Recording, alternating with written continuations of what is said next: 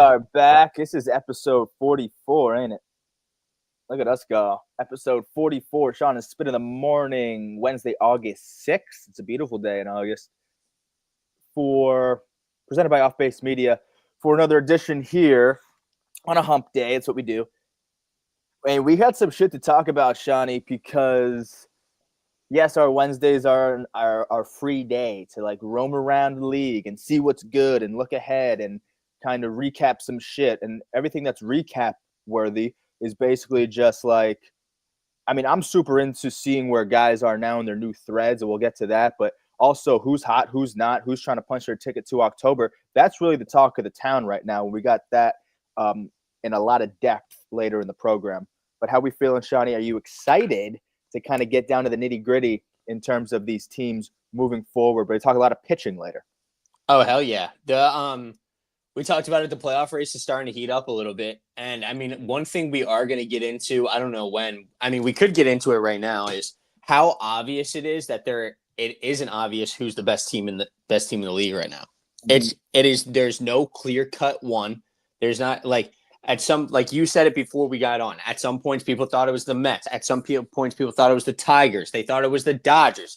They think it's the Blue Jays. But I'm still not sold on there's no clear cut number one this year, and that's what's going to make for an insane kind of ending to this year, and I think an insane playoffs. It is, and so the Cubs too. So at the times people thought Cubs too were the real deal, and now look at it. Let's get right into that aspect though, because Mets, Cubbies, the talk of the time, the Yankees, we all know have been. I can't believe I repped them too, by the way. Just like the New York headache. Yeah, the New York fucking give me an aneurysm. Fucking that's what they should be called. But either way, we all know that they stink. They really do. Won't dwell on that because there's nothing I can say that hasn't already been said a million times. But there's other teams that have been quiet too. Mets and Cubs, especially since the All-Star break. We could start with the Mets. I think, to put them in the same boat, Mets and Cubs, I think both were in first place at the break, if I'm not mistaken. Well, now they both fell out of first. Both have some hot teams to worry about, too. Obviously, Mets have the Phillies, Cubs have the Brewers, who have the best record in baseball. But either way, not only have they fell out of first place, but they're kind of losing ground. I mean, the Cubs have now fell 4 back behind the Brewers. Like I said, we'll start with the Mets. 2.5 games out of first, and they were a first-place team at the break. 8-9 since the break, though, so that's under 500, of course. And then 1-7 in their last 8. Those are teams against games against the Padres, San Fran. Currently, Cleveland, they lost the series against. 1-7 in their last 8. Mets are falling. Don't know what their issues are, but that's a big one, too. All eyes on the Yankees stinking, but there's another team in New York that hasn't been playing good ball either. So in the beginning of the year, or maybe not in the beginning of the year, I want to say like a month or two ago, we kind of talked about a lot of teams that looked like playoff teams and what their biggest flaw was. Maybe it was in our power rankings and stuff like that. I can't remember what exactly we did. But both of the teams you just listed, the Mets and the Cubs, we were both worried about their starting pitching. We didn't give a shit how well the Mets starting pitching was doing last year because we hadn't seen full seasons out of these guys yet. Mm-hmm. Well, guess what? We kind of called it, and their pitching isn't all that great. They're going to get you 5. You still have like Kodai. We're going to get in more in depth in this later, but I kind of want to touch on it now. That's been the big black eye of their team. You have the lineups on both of these teams. We know the Cubs offense is one of the most potent in the entire MLB. And then the Mets, when you have a three-headed monster of Lindor, Soto, and Alonso, it doesn't matter if one of those guys gets cold because the rest of them are going to do great. I don't know how Nimmo's been doing after the All-Star break, but I know before the All-Star break, he was playing very well as also. So we know they have the lineups. We just were all worried about their pitching, and it's starting to show here as of late as kind of their one fatal flaw. Yeah, it's a good point. To put them in the same boat was their pitch. I mean, the Cubs needed pitching a whole lot more than the Mets did, but that was something that we were wary of with the Mets. Like, I don't know, like Manaea, I don't know if he's like this fantastic, like we say it all the time. Like, he was really, when he was good last year, he was great. He could have been arguably the best pitcher in the playoffs, period, amongst any team in the playoffs. Like, he was that good.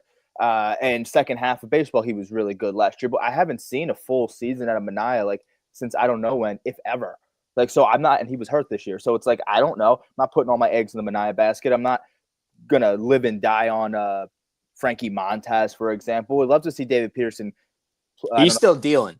He's He's dealing. still Like, I dealing don't know if after we the love break. to see it. I don't know if we love Yeah. to see it per se, but he's good, right? I just don't know if he's a monster innings eater, and he seems reliable. I don't know Clay Holmes on a full season because he's a career reliever. So, and then Senga hasn't been like this monster innings eater. He's dealt with injuries. So they've had their fucking shit. So that's a good point to put them and the Cubs, make the comparison of their pitching being the issue, because look who they're behind. Look who they just fell behind. The Phillies and the Brewers in their respective divisions, both whom have really good pitching, starting pitching. And both so the one thing with the Phillies is, if we're going to talk about flaws and stuff, with the Phillies, it's their bullpen. It's obviously their bullpen. And I would go with timely hitting on that top two, but that's getting nitpicky. You know what I mean? Their one big flaw is bullpen. They kind of addressed it a little bit more with getting Duran. Alvarado comes back now. We won't have him for the playoffs, but they got Duran in there. And the thing with the Cubs and Mets, we saw a lot of these teams, like the Mariners at the deadline. They went and got bats. They needed bats to put around Cal Riley. Who else is there? Like Red Sox needed the starting pitcher. They went and got Dustin May. Yeah, you know what I mean? It's kind of iffy in that sense. But the Blue Jays top dog, they went and got Shane Bieber. They felt they needed another pitcher too. Detroit bullpen, went and got bullpen. We saw a lot of these top teams address what they actually needed. The Padres got a little bit of everything. We saw these teams. The Cubs didn't really address starting pitching a whole lot. There are people out there, they just weren't willing to go get it, and that kind of scared me a little bit. The Mets kind of went on a different angle and said, well, we're not going to go for starting pitchers. Maybe the asking prices are too high. We're going to load our bullpen up. Well, guess what? If you lose the game in the first 5 innings, then it's kind of hard when you have this stacked bullpen at the end. So, and I guess that's the good news. That's the route they wanted to go. Similar to the Yankees, is loading up on bullpen guys, and then if your starters do give you 5, which maybe they, it's not the end of the world if they give you 5, then you have 6, 7, 8, 9, or if they give you 6, even better, 7, 8, 9 guys, you expect to be kind of locked down. Here's the thing with the Cubs though too, because now they're 4 games out of first. They losing series against at Milwaukee. They already lost a series against Cincinnati. That's the current series that they're in, but they already lost the first 2 games, so they're trying to avoid a sweep tonight. That's at home, by the way, for the Cubs. And they've been very quiet. We knew the pitching has been a thing. We're going to kind of, in our next segment, we'll talk more about a guy by the name of Mike Soroka, who we have kept an eye on pretty much this year. But that was kind of the big move in terms of starting pitching for the Cubs at the deadline, and that's a problem if that's your big move. No offense to Mike Soroka, but they needed something bigger. Now he's currently on the IL, so that sucks for them.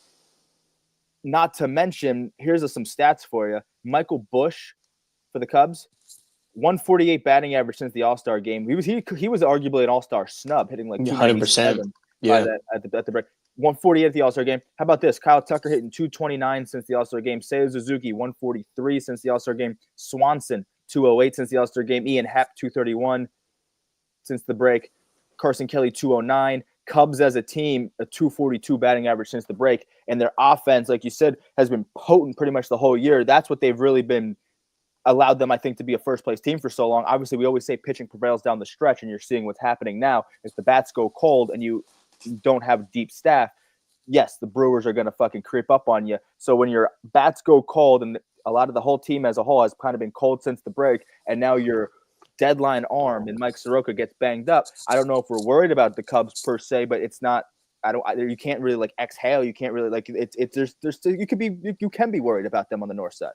Yeah, so I wouldn't say everybody goes through cold streaks. Everybody knows that. It's baseball. There's ups and downs. It's 162 games a year. You cannot go through the year just staying on a hot streak the whole entire time. And what a lot of these teams have going for them that the Cubs don't is what we said. They have a lot of these teams have pitching. So if their bats do go cold, their pitching can keep them in a lot of games, and you can sneakily win some games that you don't hit for shit. Cubs don't really have that. And it's kind of being exposed right now a little bit more than they probably thought it was going to happen. The thing I'll say about the Cubs is I think Imanaga pitched yesterday, 6 1/3, 1 earned. He pitched very, very good game. He pitched against Zach Littell, who we'll talk about. He's in New Threads. But Imanaga pitched a damn good game, but now you're seeing okay, when you're, I don't know if he's considered their ace or Matthew Boyd is or whoever, but when one of your big name pitchers goes out and does shove, now your bats get cold. So it's like when the bats were hot, maybe the pitching wasn't there, but you could compensate for it. Now it's like the pitching is there, but the bats, or maybe Imanaga can give you good outings. Same with Matthew Boyd. They can give you good outings, but if the bats aren't there, well, now what the fuck? And you're playing against a division rival in Cincinnati who is trying to climb in the standings. They just got their 60th win. It's tough. It's tough right now. Not everything is, everything has to kind of go right at the same time. We're seeing that with teams like Milwaukee, maybe Cincinnati. They seem to be waking up at the right time, but the Cubs, they're falling out of first place 4 games back. Yep. Should we go to a more positive note and talk about the MVP race on that? Because listen, the talk of the town was Judge and Cal Raleigh on the AL side, and I do think it's Aaron Judge's award to lose, but the National League race, it seemed to be a little bit more wide open at times. Ohtani's, who's the challenger this year? Because Ohtani's kind of the king of the hill. At times, I think it was PCA. Well, right now it's Schwarber. And how close is it really between Schwarber and Ohtani? So stats are kind of there. Ohtani beats him in batting average and kind of a lot of the other ones, but like he only has .007 on him in slugging. OPS, he only has .004 on him. And then OPS plus, he's got 9 points on him, which is a little bit more significant, right?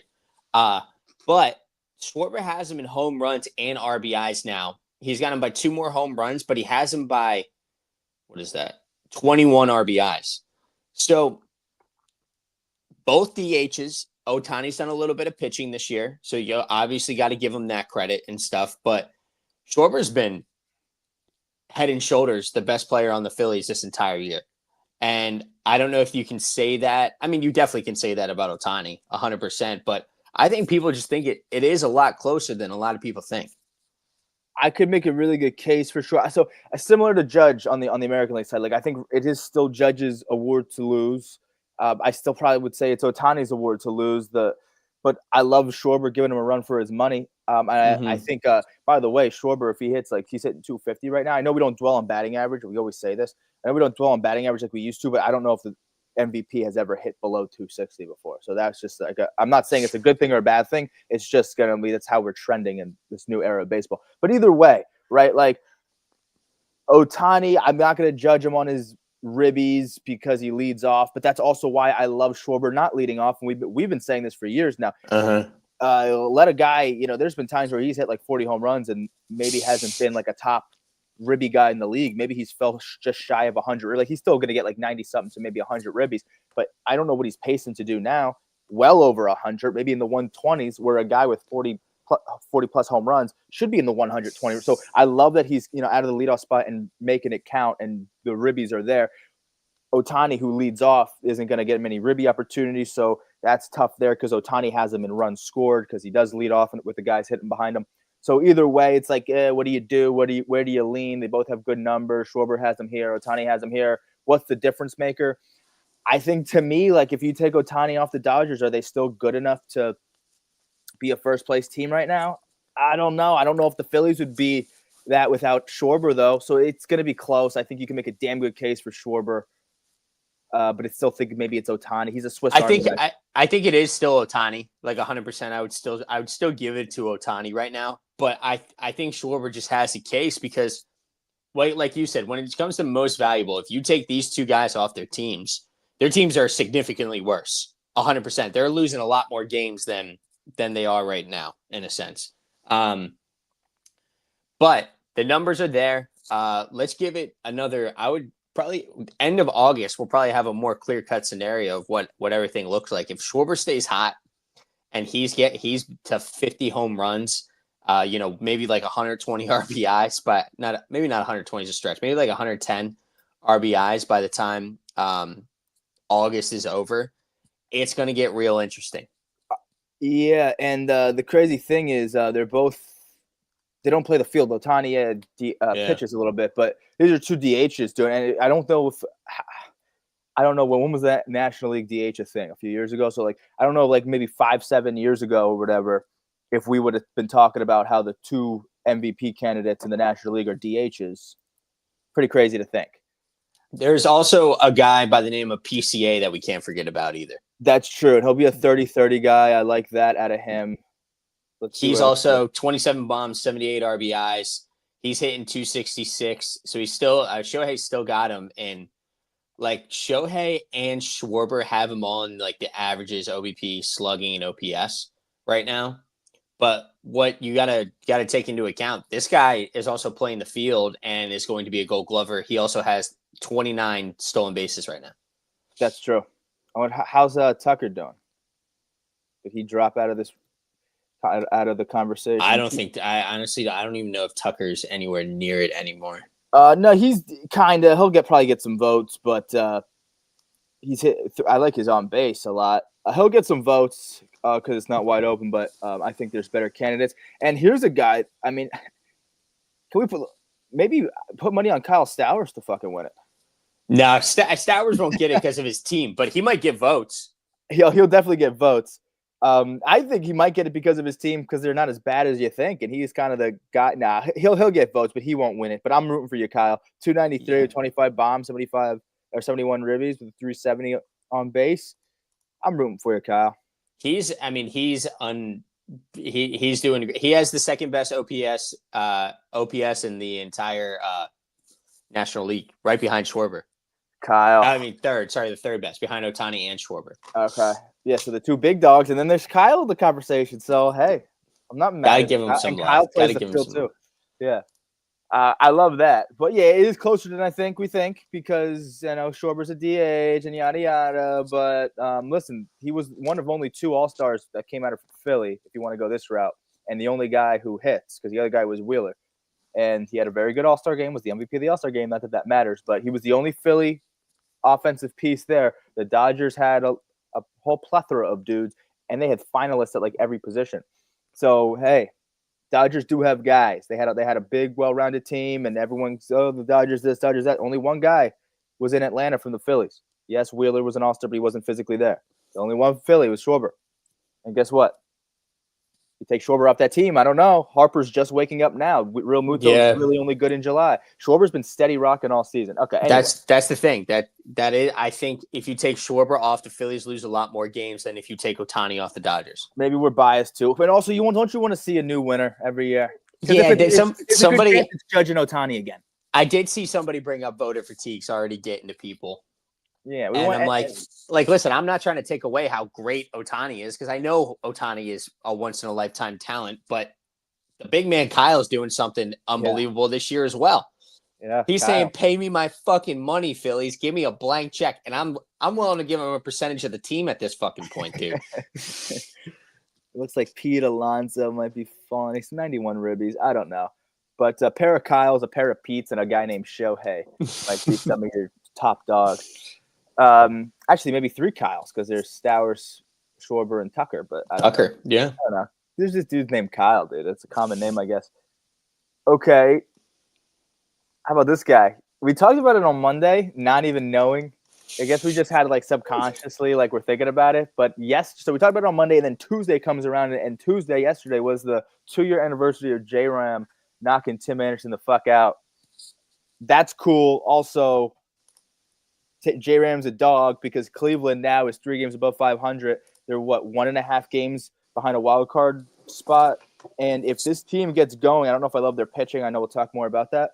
But if this team gets going and a guy by the name of J-Ram who did knock Tim Anderson the fuck out 2 years ago yesterday, if he's kind of leading the pack, he's not a guy that goes through slumps. He's going to get MVP votes too. Speaking of MVP. He deserves to get MVP every year he does. So when you have him who never goes through slumps, who's the king of consistency, and Cleveland and his team is 1.5 back, and you have J-Ram at the centerpiece of your lineup, I don't know. Do we believe in Cleveland at all? I personally don't. But this is just from a baseball standpoint and me wanting to watch the playoffs.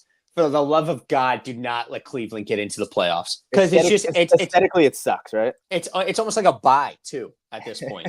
Like for the other team, for the other team. Like granted, they're playing. Some of their guys on their team are playing good baseball right now. Jose Ramirez is an MVP candidate every single year and does not get enough love. He was actually at the All-Star game, voted the most underrated player in the entire MLB by the All-Star players, which I think that's something to shout home about because we talk about baseball fans, like people who talk about baseball constantly talk about Jose Ramirez. Nobody else fucking talks about him because he's in Cleveland.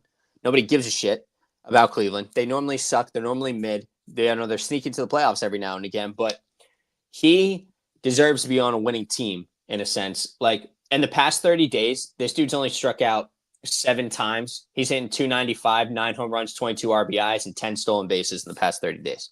Yeah, nothing crazy, right? Just Yeah, monster shit. Yeah, I mean, he has 32 stolen bases on the season with 23 homers. So last year he was what was he, close to being a 40-40 guy? Maybe he was like a homer shy of a 40-40 season. This year he's going to flirt with a 30-30 season. He's probably 7 homers shy of a 30-30 year. So very well could do that. So, I mean, and he's hitting close to 300, hitting 296. So, yeah, monster ship from J-Ram. But he's at the centerpiece of this. And Cleveland is playing better ball now, 1.5 back of a wild card spot. The Yankees playing shitty baseball. Texas right there with Cleveland. I mean, those are kind of the teams that are going to be making it an interesting race. Who do you think finishes in that wild card spot? Right now it's Boston, Seattle, New York in that order. I know it's kind of crazy. Like I want to say New York gets in, and this is nuts because I believe the top 6 that are there right now, the Blue Jays, the Tigers, the Astros, the Red Sox, the Mariners, and the Yankees all are going to be in there. Texas is playing good baseball right now with that pitching staff and that lineup we talked about. Somebody good is going to miss the playoffs this year. There is going to be a good team in the AL that does miss the playoffs. Red Sox are playing some of the best baseball in the entire MLB right now on a 7-game win streak, 9-1 in their last 10. Mariners, just like we talked about earlier, potent lineup now with the additions of Naylor and Suarez. I think Suarez actually just had his first home run as a Mariner, back as a Mariner. Mm-hmm. But it's going to be interesting. No, I don't think the Guardians make the playoffs, and I feel bad for Jose Ramirez, but I just hope they don't make the playoffs either. It sucks because I don't know who I want to see to fall out of this playoff push. I don't think it's going to be the Yankees. Do you think it's going to be the Yankees? Well, out of all of them, if I had to choose one. But it'd be, I mean, yeah, I could see it being the Yankees. I could. And I could see Texas getting in. I could see Texas getting in, especially if they sweep tonight. But I just don't think come October the Yankees aren't in the playoffs. Yeah, it'd be crazy to see that. That'd almost be good for you because Boone would then have to get the boot. Yeah. Well, here's the thing: if Cleveland does find its way in, I don't think they do either. But if Cleveland does find their way in, and it's a realistic conversation, 1.5 back, like we keep saying, they would be probably a 6 seed. I don't see them being anything higher than a 6 seed because I don't think they're on the same plane as Seattle, who is currently would be the 5. So if they're the 6 and Houston right now, the season would end today is the 3. 3 plays a 6. I don't like giving Houston that matchup personally. No, fuck no. It's like a bye for Houston. Yeah, and that's what I hate about it because, you don't want to give Houston any more leverage than they already have because they're a good organization. Yeah, they've had struggles as of late, but guess what? They get into the postseason, they know how to play. They do. Yeah, they have to be a hard matchup. Right now, though, Yankees would be the 6th seed, and I mean, for Houston to dog walk the Yankees wouldn't be a big ask either. The Yankees are still in the playoffs, even with the shittiest stretch all year they've had. Which is something you have to like kind of give credit to. Yeah, I mean, here's the thing: you could argue that it isn't even their worst stretch that they've had. What was the time when they had one like a 30-inning streak, and maybe they were lost 7 in a row. Right now they're at 5. So it's like that could have been like their worst stretch, and now it's like again another terrible stretch. It's too many bad stretches to make you feel comfortable, but. Either way, let's get into that's some bad and ugly shit. I don't know if you consider that good, or I don't know if you would consider that bad or ugly, but the Yankees ball is bad and ugly. I don't really want to think about it. This good, bad, and ugly, well, what we're going to talk about is kind of more referring to guys in new threads, new faces, new places, and how do they look so far. And then we'll say if it's good, bad, or ugly. So we'll kind of keep track of some of these trade deadline moves. We have about a two handful of worths of guys who got dealt at the deadline, new faces and new places. See how it's been good, bad, ugly, starting with Mike Soroka, who it was the Cubs' only starting pitching move at the deadline. They needed more. They didn't get a whole lot. It was just Soroka. Now he's on the IL. We'll see when he returns, but good, bad, or ugly? I'm gonna go with ugly. I think this is a horrible move for the Eight, Cubs. I think he's set to return on the 20th of this month. I still think it's ugly. I don't even give a shit. I think if you needed a starting pitcher, there were starting pitchers who were rumored to get moved. I guess a whole lot didn't get moved. Could have got like C's. I know we're not big fans of C's, but Joe Ryan was rumored to be getting moved and stuff like that. But you don't know if you have Kyle Tucker next year. He's on a 1-year deal. And you don't know if one of your best players is going to be back next year. You have to go get your biggest weakness. And they tried to with Mike Soroka, and I just don't think he's it. Yeah, that I remember saying, like, I didn't hate the move at first, but I remember saying, like, this can't be the move for them in terms of starting pitching. And then it trade deadline comes and goes, and it has since been, their only move. Now, they do have Tyone coming back. We'll talk more about the Cubs and how the pitching shapes up. But Tyone really needs to be a fucking dog because when he comes back, because Soroka is not your big move. So that stinks there. I was going to say bad. I think the whole thing, if you're the Cubs and in terms of the deadline till now and only landing Soroka from the starting pitching, yeah, kind of ugly stuff. You wanted to see them do more. I wanted them to get Shane Bieber realistically. But even then, he's on the IL, I think anything would have been better. But either way, I would say bad in terms of that sucks for them that he was their only pitcher and now he's on the IL. Bad. But I could see what you're saying. From the trade deadline, don't really land a big name starter. They needed one. Now he's hurt. Ugly shit. Okay, let's get to something better. Harrison Bader, your buddy. You have to love Harrison Bader now. So I don't want to give it good yet, but it's almost not Harrison Bader's fault why I'm not giving it good. We need another bat in the outfield, and this is what I've been hearing, which kind of makes me like the move a little bit more, is Harrison Bader and with the rotation of Harrison Bader, Marsh, and you call up Justin Crawford, right? Kepler's not in the rotation anymore. I know Kepler homered last night. Kepler had a good game last night. Kepler's maybe he's not a bad ball player. I don't know. But this year he hasn't been great. So Bader, Crawford, and Marsh. Marsh has been great since coming back from injury. He's been hitting really well. He's been showing up. He plays a good defense as well. If you're running with those three guys, I don't mind that rotation out in the outfield. To me, that's a good rotation. Especially if you're talking about your 7, 8, 9 hitters. You're not talking about the top of the lineup. You're talking about your 7, 8, 9 hitters.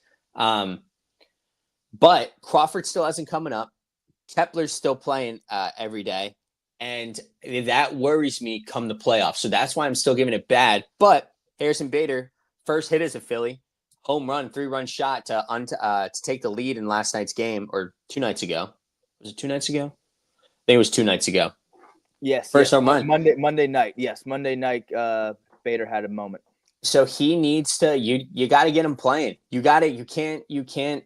You almost got to make him your everyday center fielder and then rotate people out and left, in a sense. Yeah. Last night's game in particular, big night, big contributions from Marsh and Kepler. Marsh, like you said, it's been hot. You look at his last 7 games, hitting over 400, 3 bombs. So good for you, Marshy. Yeah, if Kepler's the odd man out, then yeah, that makes sense. And I really want to see Justin Crawford come up. I really do. I think it's I think it's they. I don't know why they're waiting to pull the trigger. I think it's kind of an ego standpoint from Dave Dombrowski being like, we signed this guy to this contract. He needs to play. Fuck that. Fuck your ego. We need to win some baseball games. Justin Crawford, bring him up. Let's see what he can do. Yeah, I agree. In terms of Bader, though, as an individual, good. Good. I mean, it's good. Yeah, but as a whole, the situation bad right now. You think so? I think so. I just don't think we have the. I don't think we have the. I don't like where Dave Dombrowski's going with this lineup, because if the reports are true and what everybody's saying is true, Kepler's probably still going to be there come October.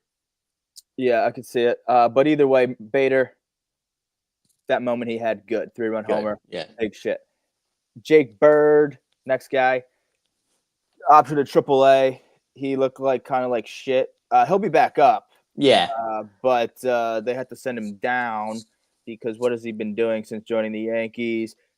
Terrible debut at Miami. Next day comes back out, has a scoreless inning, good, and then he takes a loss on the 4th. So that was Monday. 2 earned, couldn't get through an inning. 2 earned and a homer.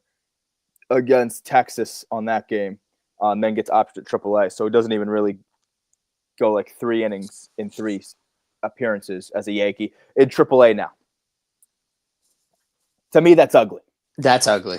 You trade for this guy hoping he's going to be a big piece of your pen, and then now he's in the minors.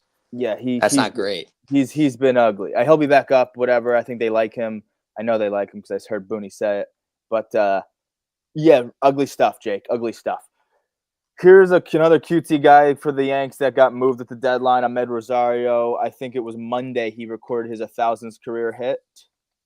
Good. Yeah, good, cool. His 2-hit day that day with a ribby. Yeah, good. Good for you, Ahmed. Do you think they'll platoon him and McMahon at third? Kinda. So Rosario's there for like lefties, maybe pinch hit bat. Maybe if there's a lefty that starts, he'll get the start. So kind of a platoon. McMahon will get the everyday reps though. Gotcha. Okay. But good. Yeah, cool. 1,000 hits. Cool. Here's this one's more fun. And this one I don't really know what this would be. Chris Paddock had just made a second start with the Tigers. He came over at the deadline, or a few days before the deadline, whatever it was. He came over from Minnesota. He had a quote. He pitched against his former team yesterday, and he had a quote prior to the game. He said, these facilities here, all the coaching staff, nutritionists, the kitchen is amazing what the Tigers have compared to what we had over at the Twins. He said what we have at the Tigers is better than what we had at the Twins. It's amazing what we had here. And I don't know if that's supposed to be putting the Twins down or kind of hyping up, being appreciative of what you currently have. But in the process, he did kind of put down his former team. Well, anyway, now he goes out and pitches against his former team. He goes 4 innings, 4 earned, gets a loss. Chris Paddock, good, bad, ugly. I say that's bad. I say that's probably bad. It's bad. You get his shit on your he definitely was trying to take a little bit of a dig at Minnesota there. He was. You don't say that kind of thing if you're not trying to take it. I like that. Yeah, bad. But bad. I mean, listen, if he would have shit on him and then went 6 strong, 1 earned, that's good. But now, right now, it's bad. Yeah, I kind of like that. You got through 4. I mean, that's bad. Yeah. Okay, how about this? So another pitcher deadline piece. You kind of briefly alluded to Dustin May before. But he will make his Red Sox debut tonight. His last outing was in Fenway, but this will be his first outing as a member of the Red Sox. His numbers on the season, 6-7 with a 4.85 ERA. He's pitching against the Royals tonight. Red Sox debut. Good, bad, or ugly. What do we expect from Dustin? I don't expect a whole lot, but I'd still go. I want to go between good and bad, almost for the same reasons as the Cubs. You know what I mean? Like we thought they needed a new pitcher. Well, yeah, but don't think about so much as like what the Red Sox needed or what they got, but just in terms of like what we currently have at hand right now with Dustin May tonight. Then I'd go good. I could see too, and the Red Sox are on a 7-game win streak. So yeah, I'd go good. They're playing good baseball right now. What's another arm to eat some innings? That's good. Yeah. That's a good scenario for them. Yeah, okay. I'm not mad at that. I can see Dustin pitching fine and having a decent little debut. Same with Zach Littell, who did have a good debut Tuesday against the Cubs for the Reds. That's who he got dealt to. 7 innings, 1 earned, 8 Ks, and a win. Good, bad, ugly. Zach Littell, certainly not bad or ugly. He fucking shoved. And like we said this earlier, Cincinnati just took the first 2 against the Cubbies. Good. At their place, by the way. Yeah. Damn good, dude. They took the first 2. Zach Littell's a big part of why they took the first 2. And now, I mean, like the Padres have looked good as of late, 8-2 in their last 10. They're only 3. The Reds are only 3 games out of the wild card right now. Ooh. So that's something. Gaining ground. If they sweep the Cubbies today, it'd be crazy shit. Something we got to keep an eye on, man. But yeah, I would say good. They almost seem like they would be kind of clearly the odd man out when you look at the top 6 teams in the National League. The Padres. The Reds, I mean. Like the Reds, the top 6 teams, and if the season would end today, I think the best 6 teams would make it from the National League. 100%. And then the Reds would just kind of be the next like outside looking in.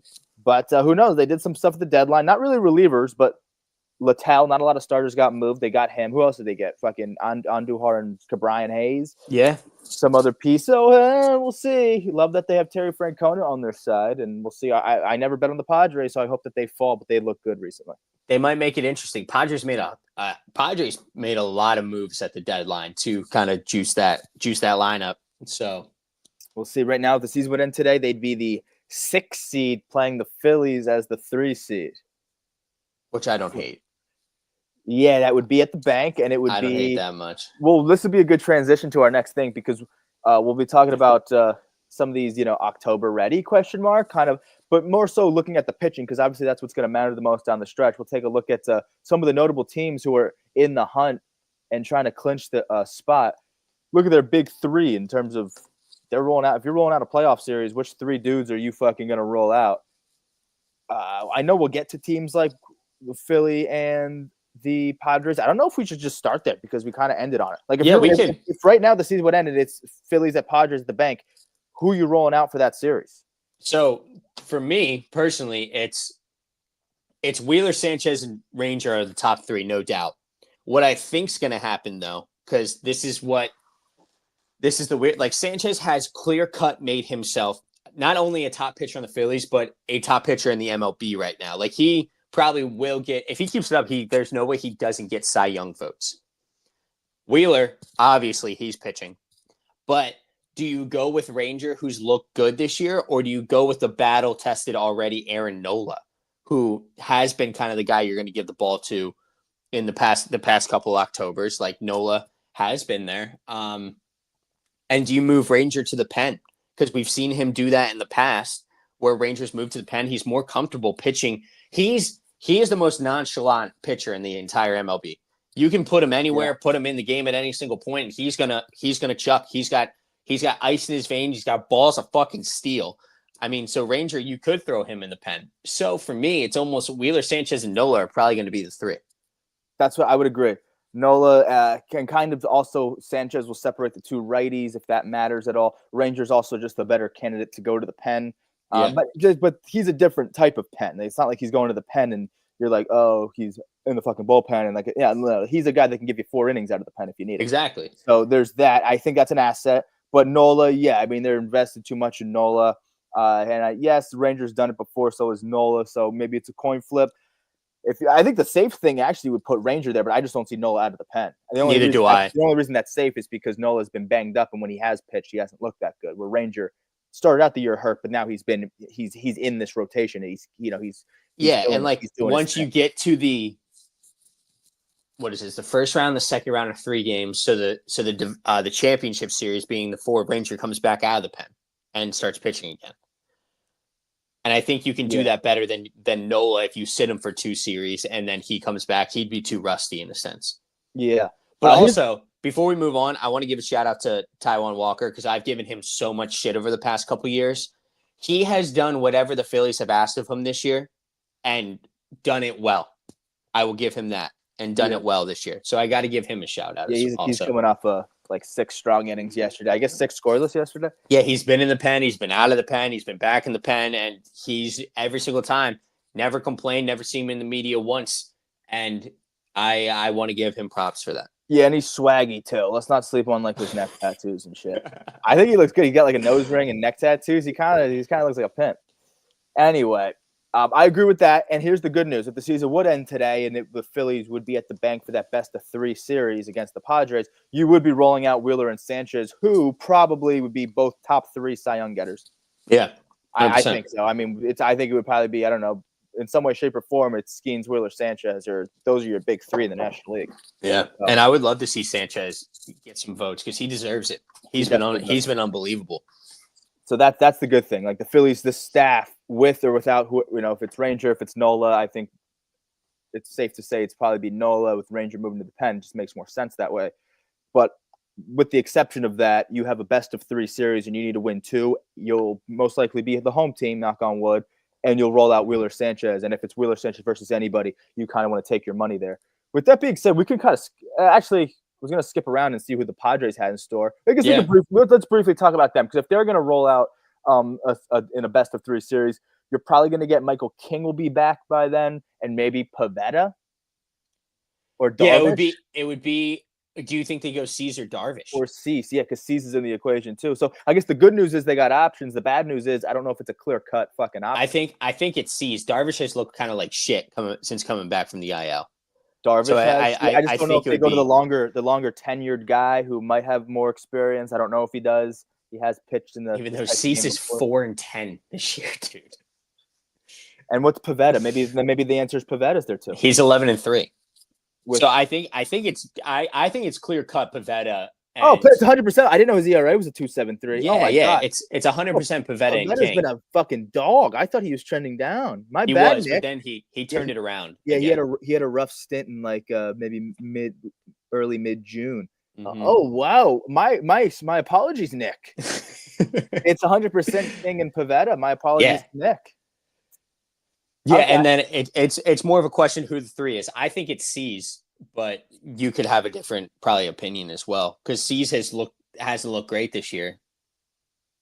That's true. It maybe Cease. Do they trust him to be more? Because I think Darvish at this stage of his career, I don't know if he's still a monster strikeout guy. I guess we could check on that because I have not been keeping up. I clearly have not been keeping up with Padres starters. Yeah, maybe he's more of a pitch to contact guy at this stage of his career, Darvish. I don't know how good his put away stuff is. Where Cease is, say what you want about his 4.6 ERA. I'm not a big fan of him, but one thing he does do better than most people is the ability to strike guys out. So maybe you like that in a playoff series, the guy who strikes a shit ton of guys out despite his monster ERA. Mm-hmm. And that's monster in a bad way, by the way. It's close to fucking 5. It's not monster in a good way. It's monster as in like it sucks. It's not good. But anyway, let's keep the kind of that trend going of who teams been playing. So next, if you're talking about NL, it'd be Cubs Mets. Ooh, is that what it'd be? Yeah, it'd be Cubs Mets with Milwaukee and the Dodgers getting the bye. And it would be in Wrigley. It would be in Wrigley right as of now. And we just talked about it. We compared these teams earlier, having kind of not maybe the pitching staffs that they hoped, or maybe the Mets are decent, and we're just giving them shit because we hate them. Their bullpen's definitely better, but what would it look like for either of these teams in a best of 3 or just 3 guys you roll out for a postseason game? For the 3, Boyd, Imanaga, and I mean, I'm assuming it would be Boyd and Imanaga. There's no doubt. Top 2, 100% going to be them. Who the third is? I have no fucking clue. Like, do you go with Colin Ray or do you go with Ben Brown's ERA is a 6.04 right now. Colin Ray's at least a 4.23. Or do you wait for Tyone to come back, who's at a 4.44 right now? And Cade Horton, not awful stuff out of Cade. Yeah, you could go Cade Horton. He pitches tonight. I think it would be Tyone when he comes back. Tyone has more experience in these situations. He's been around the block a little bit more. The Yankees have looked at him in the past to be kind of a guy in some of the pivotal games. So I just think he's the more trustworthy arm. But again, this is part of the reason I wanted the Cubbies to go out and get a monster pitcher, especially a Shane Bieber or a Sandy Alcantara, was because those are kind of established guys that don't have to be aces on your team, and they're not in really the position for their both unique reasons. Sandy kind of has to find it again, and Bieber kind of coming off an injury. They wouldn't be aces, and you can give them a backseat role, but by the time they get their feet wet and the playoffs come around, I would love for them to be a 2 pitcher to separate Boyd and Imanaga, a couple of lefties. I don't know if that matters as much. Maybe people don't give a shit about separating lefties. Maybe I'm reading into it as much or too much. But to separate a pair of lefties and have a lefty, then a big time righty arm, and then another, I think that kind of plays for if I was a guy, that would matter to me. And now they don't really have that. So yeah, you would roll out a lefty, a Boyd and Imanaga, or Imanaga Boyd, whoever you like. And then for me, it's Tyone. But they do have the ability to kind of go bullpen style game if you want to use Chris Flexen as an opener, use Cade Horton as an opener, or maybe you go Chris Flexen for 1 or 2, and then go Cade Horton for 3 or 4, and then you go that route. But I don't know if that's the play, given the fact that I don't know how much I trust their bullpen as a whole. You're going to have to get a little creative either way. Yeah, and then you go creative. Maybe Soroka comes back, gives you 2 innings. You're like, yeah, they kind of do that. Similar to what the Dodgers did last year in the playoffs, every fourth game or whatever, they did a bullpen game or some shit, or every third game, whatever the fuck it was. Then they got away with it. So, and they also had the offense to get away with it, and they had some big name pitchers. So maybe the Cubs see themselves as built similarly. If our offense finds it again, and we have Boyd and Imanaga at the top, maybe between the Rays, the Browns, the Hortons, the Flexens, the Sorokas of the world, we can muster up some innings out of that. Plus, I like that you just brought that up for the Cubs because I think that's exactly what the Mets are going to do.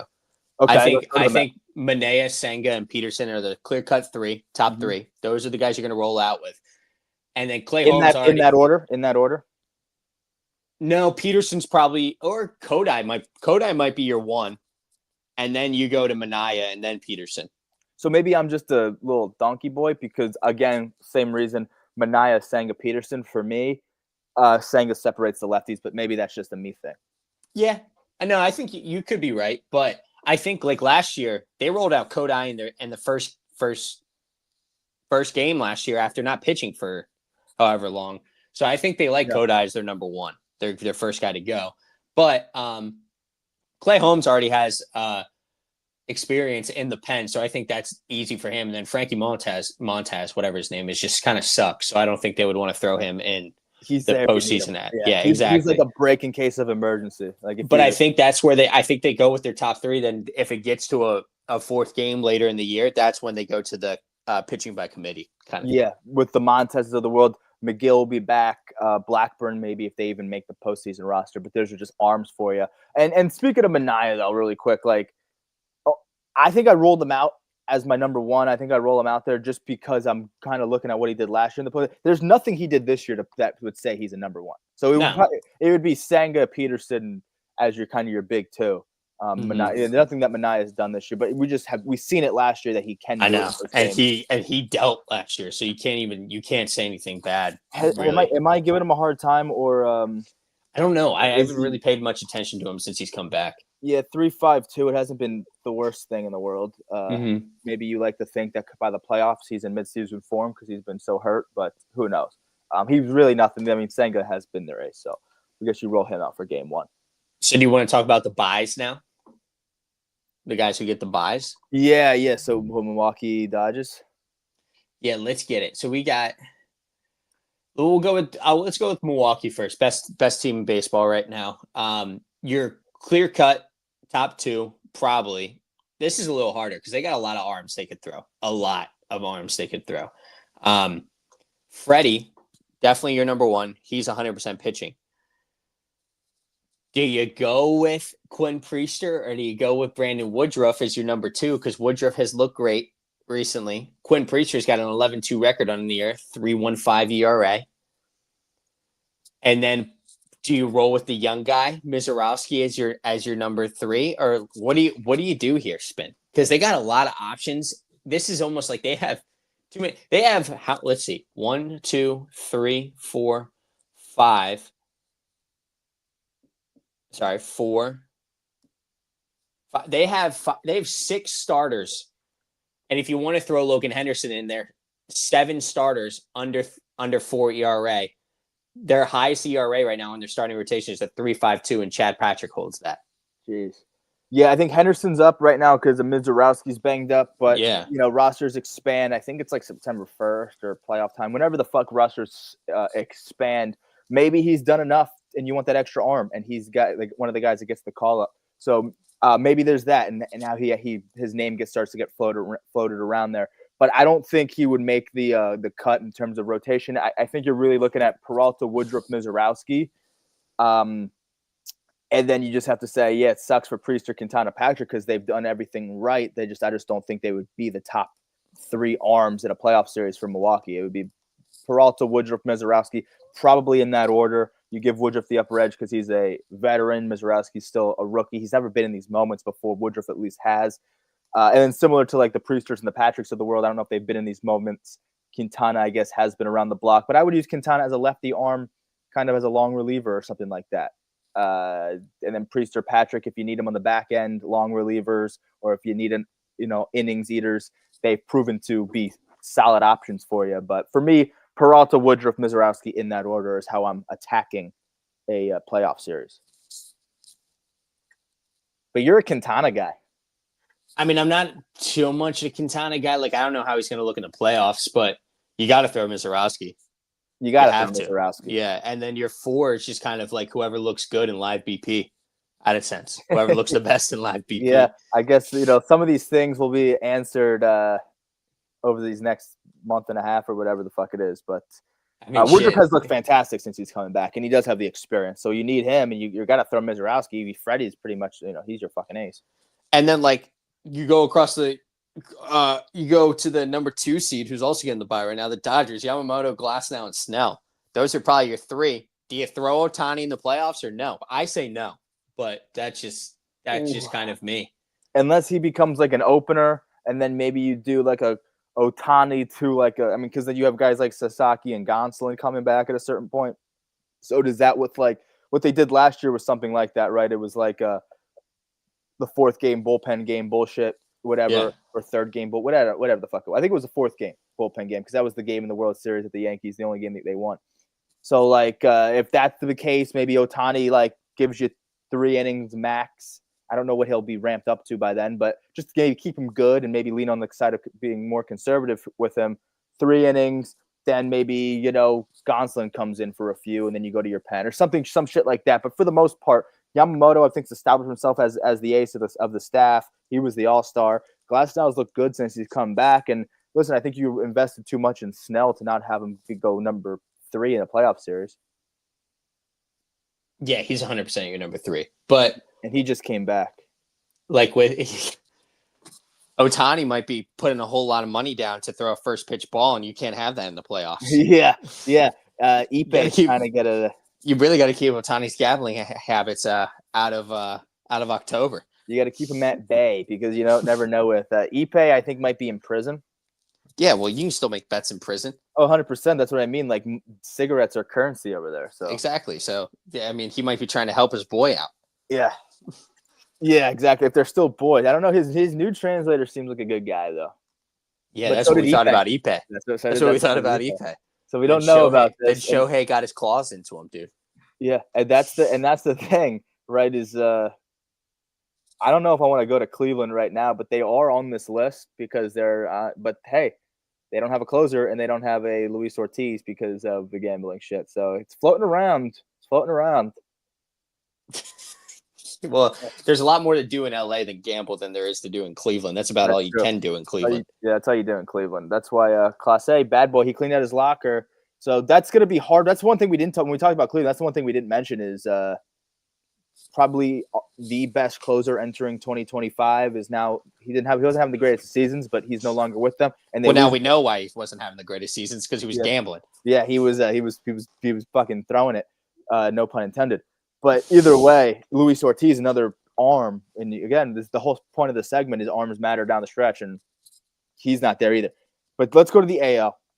We don't have to. I mean, we don't have to start with Cleveland. Maybe let's start. You with want Cleveland. to? Yeah, okay. Because fuck them for number 1, but also number 2, they're not currently in the mix of if the season would end today, they miss out. And this is why I don't want to see the Guardians in the postseason because their top 3 is probably Bibby, Williams, and Allen. Yeah, I don't want to see those 3 pitching in October. Who the fuck wants to see those people pitching in October? No, I think one of them had a good day yesterday. Who gives a shit? Gavin with a 3.33 ERA, 6-4. He pitches tonight, so I guess Logan Allen had the good start yesterday. A 4.04 ERA, yeah. And I thought I liked him more. I liked him a couple years ago, but he's not a reliable ace for it. He has an ERA of well over 4.2. Yeah, exactly. You don't want that.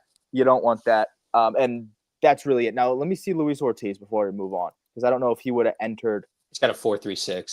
Yeah, so even he would have been like, who gives a shit? So yeah, I don't like it. And this is part of the reason that I don't love them even being in the mix is because that's who they would roll out. All right. Well, do you want to do it the same way we did the NL? Yeah, well, let's go to Texas is out of it too. So if you want to touch on them really quick. Well, Texas it's easy for me. They got their third in Merrill Kelly. Yeah, they look a lot stronger. The Grom Evaldi Merrill is what it's looking like. And also you have Tyler Mahle returning on the 25th of this month, or he's set to return. I don't know. So now you can be easier with him when he's coming back. He looked great beforehand, but I think you give it to DeGrom Evaldi. And Merrill Kelly's been great in the playoffs in the past. Patrick Corbin's having one of his better seasons in a while. Not that that's saying much. He's been really bad over the last few years, but I think his last few years in Washington have been dog shit. Let's see what he looks like really quick this year. Patrick Corbin loves giving up home runs. Yeah, loves it. He's addicted to it. 3.91. Just like Shohei's addicted to gambling, Patrick Corbin is addicted to giving up home runs. Yeah, he like lives for it. But he's there having a better season. I don't know if he's a lefty arm that they could use down the stretch.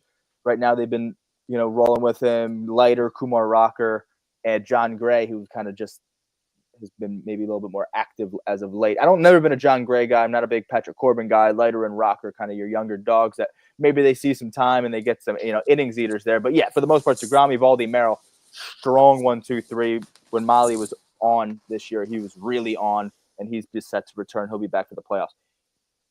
That's why I do kind of like it's gonna be scary because then if you look at like let's do a 6 plays a 3 right now. It would be Yankees and Houston. We can see who they roll out. The Yankees don't roll out a good 3 the way that Texas does. Mm-hmm. So who do you think your 3 is? Where are we? So Fried, Rodon, and probably Luis Hill.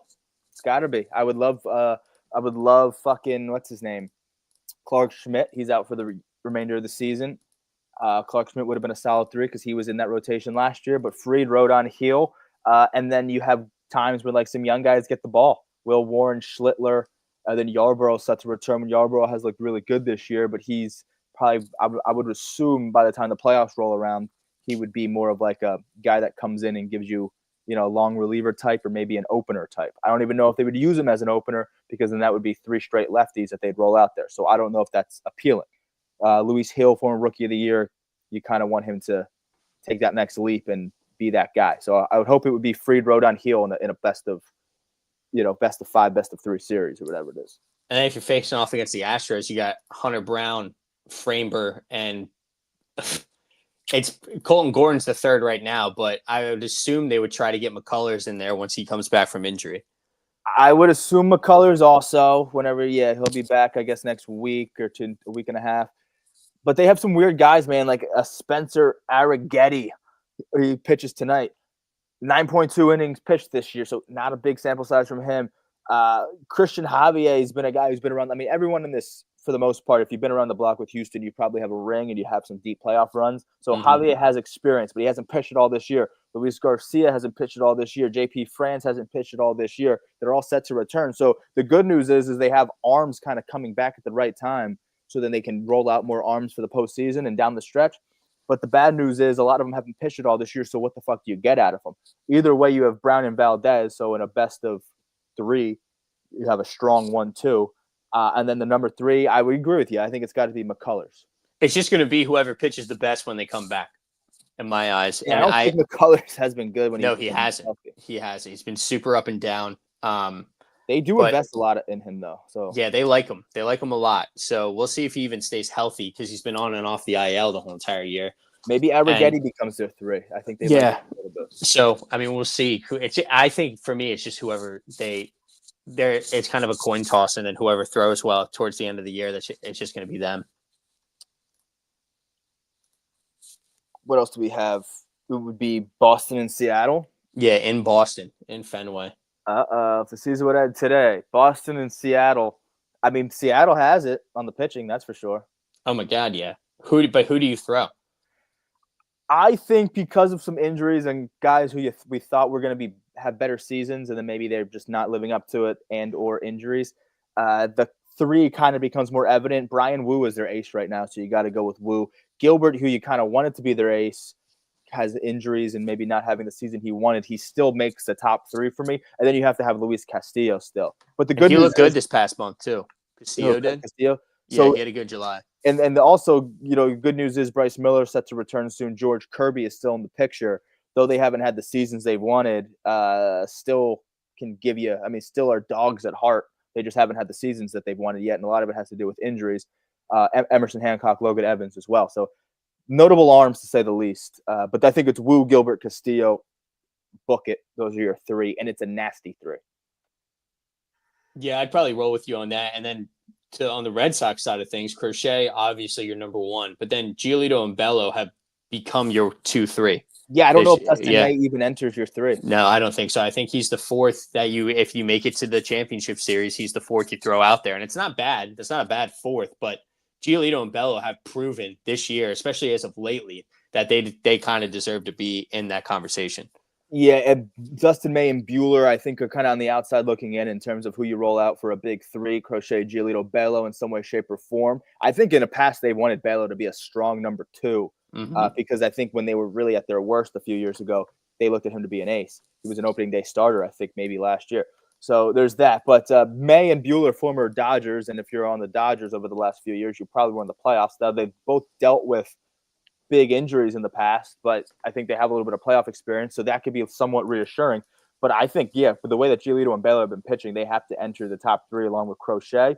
And then May and Buehler are just there for some depth and to give you some innings if you need it. And then you also have Richard Fitz, a.k.a. Dick Fitz. Dick Fitz. Yeah, you have Dick Fitz, who shouldn't even really be in this conversation. But guess what? We like to mention him because his name is Dick Fitz. Yeah, he always gets a mention because his name is Dick Fitz. Who wouldn't want to mention Dick Fitz? The two big boppers in the AL, the Toronto and Detroit. I think both of them have pretty well put together staffs. Let's go to Detroit, and then I think let's end with Toronto. All right. Because I don't know if Detroit is as solidified. Maybe it is. I don't know. Obviously, Skubal. I mean, it's going to be Skubal, and then is Job out for the year? Yeah, Job is. Job's out for the year. Damn. I'm not a Flaherty guy, but I think the fact that he's kind of a veteran and that he is pitched in these scenarios before, I think they would go with Flaherty. I don't like Flaherty. His ERA is over 4. I think they like him more than I do, and that's really all that matters if you're Flaherty. So I think they go with him, and Casey Mize has proven that he has to be in this. Yeah, but do you sub Flaherty for Reese Olson when he comes back? I think Reese is the rookie, and I just think you probably wouldn't for that reason. And Flaherty, who literally just won a World Series last year with the Dodgers, maybe you trust him in a postseason game more than a rookie in Reese Olson. But Reese Olson has the better numbers, the better ERA. I like Reese. I just don't know if I would roll him out for the postseason to start a game like that. And I certainly wouldn't do Paddock or Morton. Those are the two deadline pieces that they brought in. I wouldn't. No, I wouldn't. How about this? Paddock, Morton, Alex Cobb. Alex Cobb set to return. I didn't even know Alex Cobb was still in the fucking league. He's been on the IL, I guess, all year.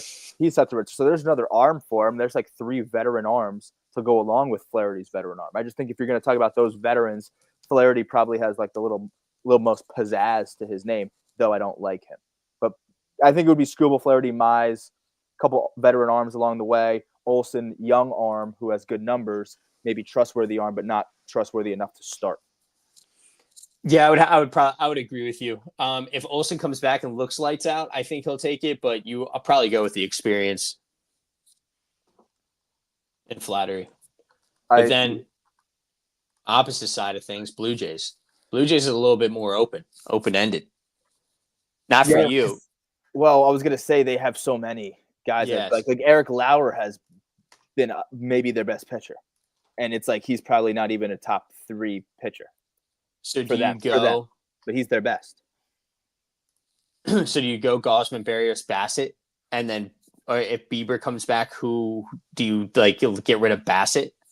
Yeah, I don't know. I think you do go Gausman, Barrios, Bassett, but the point is like Lauer's not in that top 3, and Lauer he's insane right now. Lauer's pitching his dick off, and Scherzer actually hasn't looked bad either. So you still have Scherzer in the mix. Bowden Francis to set to return. Not that he's looked great, but he has been an everyday guy in this rotation and when the year has started. Also, let's not forget about Alek Manoah, but let's also at the same time forget about Alek Manoah.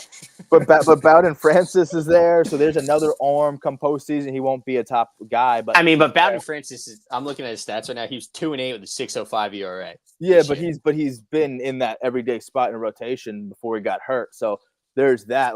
He's not going to be in the rotation, but again, he's an arm in the back end to kind of go along with probably the Eric Lauers and the Scherzers of the world. So you've had guys that are kind of had everyday reps in a rotation that now are not going to be in your. You kind of just use them as depth pieces at this point. So I don't hate Francis for that reason. Bieber's kind of the wild card then, because I think it's Gausman, Barrios, Bassett, and then guess what? Bieber's like the wild card. It's like, hey, here's another guy if we need him. Just nuts. We'll see how he looks. I would go with it. If I was, I don't know what I would do if I was managing Blue Jays. I don't really keep up on Blue Jays baseball a whole lot. So this is anti-Canada. This is really out there for me. It would be Lauer, Barrios, and then Bieber for me. If Bieber comes back and looks strong.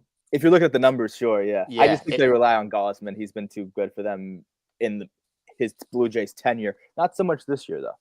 Yeah, so that's where it's like almost do you give the ball to Eric Lauer, who was 7-2 with a 2.59 ERA? Yeah, you almost want to, right? Damn, yeah. Well, okay, how about this? Which which teams have the arms to go the furthest? Maybe we just answered the question. Maybe it would be a team like the Blue Jays. I think they trust Gosman, and even though Lauer might not be a top 3 arm for them come playoff time, he's might have the best numbers. Like, does that mean that they have some of the best arms to go the farthest here? And I don't know if we entered the season thinking that the Blue. I mean, I thought the Blue Jays had a good little staff. I didn't think it would be this good. I didn't think it would be this deep, especially with the addition of Bieber. What was the original question? Like, who has the arms to go the farthest here? Toronto sneaky might. You'd like to think that Philly does. Philly, Toronto. I'd throw the Brewers in the mix, and then probably the Rangers if the Rangers get in. Yeah, it's kind of weird, right? Rangers on the outside looking in, but they do have a solid 4. Yeah, so I would probably throw them in the mix. Here's a question: who do you think shoots themselves in the foot and plays the wrong guy? The Yanks, probably an Aaron Boone. I was going to say the Brewers because the Brewers haven't. They don't have good. They in the past of postseason, you cannot say that the Brewers have been great and everything, and they just have horrible luck come the postseason. I think they might shoot themselves in the foot and start like Quintana or Chad Patrick over maybe like a Priester or a Mizorowski or something like that. I could see that. Well, at least they'd be going for like a lefty with experience, so maybe it's somewhat justified. Whatever Boone does, I'm not going to justify. I'm just going to shit on him, just like the rest of the country would. And also, maybe I kind of like the Padres manager. Well, hey, they know Pat Murphy's been good for them, so maybe dude. Also, the Mariners can go deep too with their arms. Yeah, we didn't even bring them up. They've got 5 in there they could throw. I can see. So Pat Murphy for the Brewers could be the reason that they do get over the hump, and I think he plays the right dude. I think he'll make the right moves. I think Booney won't, and I think who's the Padres manager? It's Schilt. I don't hate Mike Schilt, but I also think it's not super clear cut. If King's coming off an injury and he's your number 1 and Pavetta's your 2, if it's a toss up between Cease and Darvish, if they elect to go Cease and he pitches bad, and everyone's gonna say, why didn't you go with Darvish? He's more of a veteran. Or if you go with Darvish instead of Cease, you say, why'd you go with Darvish over Cease? Darvish isn't having like Cease is more of the strikeout guy. You maybe want to go with that in the postseason game. So I don't know. You can't really win in some of these situations. I still think Boone is probably the biggest douchebag out of all the managers who are in the hunt and or in a playoff race. I think he's the biggest piece of shit. So I would have to go put my money on him to fuck something up. I think he's just the biggest piece of shit in the league, period. And you know what? I don't hate him. Like, you see him as a person, it's almost like, Aaron, you kind of seem like a good guy, but then he does things and you're like, you're a fuckface, dude. The Yankees organization needs to get him fucking media trained, like instantly. Well, and it's not even like he says like the wrong things. He just doesn't say the right things. You know what I mean? There's a difference there. Okay. Go ahead. You said it the other day. He backs his players, but almost to a fault. Yeah, there's a happy medium. I don't even want to get in it, but there's a happy medium between backing your players. Like, you can back your guys and also like not be come across so like complacent or happy-go-lucky when like things aren't good right now. Either way, well, he is more worried now than ever. He went on John Boy, I think, yesterday, and he had a little bit more maybe his tail between his legs, if you will, than usual. Anyway, should we end the show with top 3 rotations down the stretch? I know it's tough. We kind of touched on the big ones, but the ones we touched on and or other. Hey, we didn't talk about Cincinnati. They could look good down the stretch. In terms of, but top 3 rotations down the stretch. Who do you got? Phillies would be my 1. Ooh. Fuck, man. Brewers would probably be my number 2. Yep. I don't even fucking know, to be honest, who I would. And then I have to. I don't want to give Mariners 3. I almost want to, though. I'd give the Rangers 3. And I think that's what. A good 3. What? That's a good 3. I think the only reason I'm going to give the Rangers the 3rd is because they're making such a comeback right now, and they just throw Merrill Kelly as your number 3, and Tyler Molly's coming off of the IL. That's a strong 4. Yeah, and when was it? It was Rangers and Mariners, like that 4-game set that was like over last weekend. Rangers didn't have their best stuff for that series. They lost like 3 out of 4 to Seattle or something like that. The only game they won was when Merrill pitched. Now, Merrill didn't get the win, but he pitched well enough to keep him in the game, obviously, and that was the only game they won. So he's obviously making instant moves. And then you see what Evaldi does yesterday. I mean, maybe Evaldi's your fucking ace. See, that it's a good problem to have when you have two fucking aces. Is it DeGrom? Is it Evaldi? Is it, and who else did you go with? The Phillies? Is it Sanchez? Is it Wheeler? I mean, some of these teams that are kind of like in these top rotations, it's like, who the fuck is your ace? Like, we don't know. And that's a good problem to have. It's a great problem to have. And I think with that being said, we'll wrap shit up here for episode 44. That means Friday we got 45. I like a nice little 45 on a Friday. It seems like a good little time to do it. A little wrap up. Yeah, a little wrap, a little 4-5 on a Friday. It just seems like Friday is deserving of a 45 spot. Where like a hump day, episode 44 on a hump day. Yeah, it makes sense. You like a nice even number on a hump day. Mm-hmm. But anyway, thanks for tuning in, everybody. Sean, the Spit of the Morning. We'll see you Friday morning. Let's get it done. A lot of baseball playoffs.